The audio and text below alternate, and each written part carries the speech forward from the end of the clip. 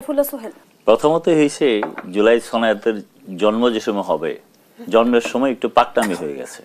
পাকটামি শব্দটা এই জন্য ইউজ করলাম, হঠাৎ করে আমার ভাইদের উত্তরাধিকাররা যারা বৈষম্যের দাবি করে এই আন্দোলনে অংশগ্রহণ করলেন, ওনারা হঠাৎ করে এত বাড়তি হয়ে গেছেন, এত পাকটামি করেছেন, কাউকে জিজ্ঞেস না করে একটা জুলাই সনদের জন্য একটা প্রিপারেশন নিয়ে ডেটও করেছিল। আপনার এখানেই আমি বলেছিলাম সেটা।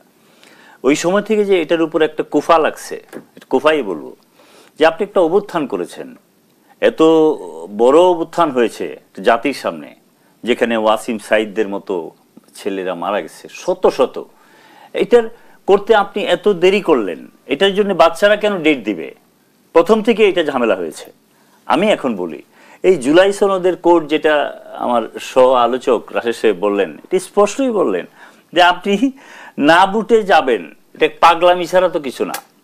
ইদানিং যে আপনি গণভোটের কথা হচ্ছে, আপনি গণভোটে যাবেন। এই যে উনি যেটা খুব গুরুত্বপূর্ণ একটা কথা বলেছে, আওয়ামী লীগের মতো একটা বড় দলের এই সমর্থকদেরকে আপনি কোথায় রেখেছেন? ওরা তো আছে আমাদের দেশেই, ভালো আছে, আমাদের মাঝখানে আছে, আমাদের মাঝখানেই ঘুরতেছে। এরা ভোটের সময় সবার আগে ভোট দিতে যায় এবং ওদের ভোট আর একটাও মিস হয় না, সব ভোট ওরা দেয় এবং ওরা ওদের প্রয়োজন অনুযায়ী ভোট দেয়। ওরা এই জুলাই সনদের পক্ষে কেন ভোট দিবে? যে জুলাই সনদে ওনাকে আপনি ফ্যাসিস্ট বলেছেন, তাকে ফাঁসি দাবি করতেছেন, এটা তো পাগলেও বলবে না। সুতরাং এই জুলাই সনদের এই যে প্রস্তাবনা যারা দিয়েছেন, আমার কাছে মনে হচ্ছে যে ওনারা আসলে উনি যেটা বলেছেন যে কি কারণে এটা করতেছেন, আসলে মানে খুব চিন্তা চেতনা কর্মকাণ্ডের মধ্যে কোনো মিল খুঁজে পাচ্ছি না। আর সবচেয়ে বড় জিনিস, জুলাই সনদটা রাজনৈতিক দলগুলোর উপর আপনি যখন বলবেন আমরা যে পরিবর্তনে এসেছি, এই পরিবর্তনের মধ্য দিয়ে সমস্ত দলই এটাকে কোনো না কোনোভাবে ফলো করতে হবে, এটাকে মানতে হবে। আপনি যদি এই জুলাই সনদকে না মানেন, তাহলে আপনি ভবিষ্যৎ রাজনীতি করতে আপনার জন্য কঠিন হবে।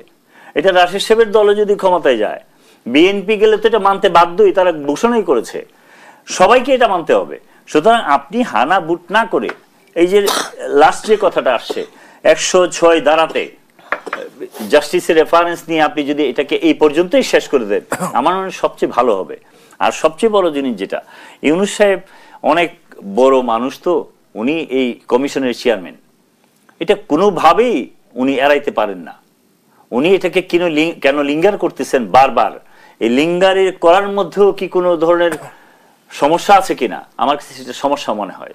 আমি এটার সাথে অ্যাড করতে চাই, ওনাদের সভাপতিকে যেভাবে মারা হয়েছে, আমি সেদিন ওই রাস্তা দিয়ে যাচ্ছিলাম, আমার চোখের সামনে, আমার বাসাও ওখানে, আমি যা দেখলাম, মানে কোনো মানুষের উপরে এইভাবে এত অত্যাচার হইতে পারে এই সময়ে, এটাও আমার কাছে অনেক সন্দেহ লেগেছে।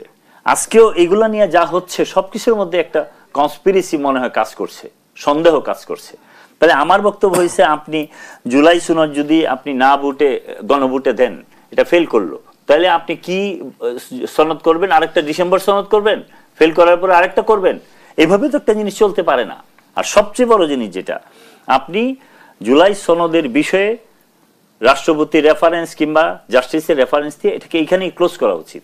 এটা নিয়ে আর কত মিটিং সিটিং আপনি করবেন এই একটা বিষয় নিয়ে?